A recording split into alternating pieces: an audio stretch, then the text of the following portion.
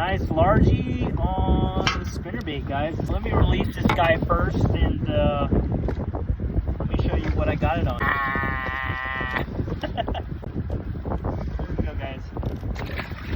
I got this fish using a 734C Dobbins rod, 6.4 to 1 gear ratio.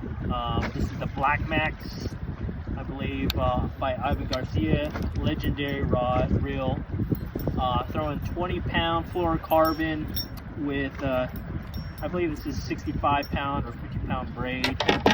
And I'm throwing a Terminator spinnerbait, 2 willow leaf silver with a kayak at the end of it.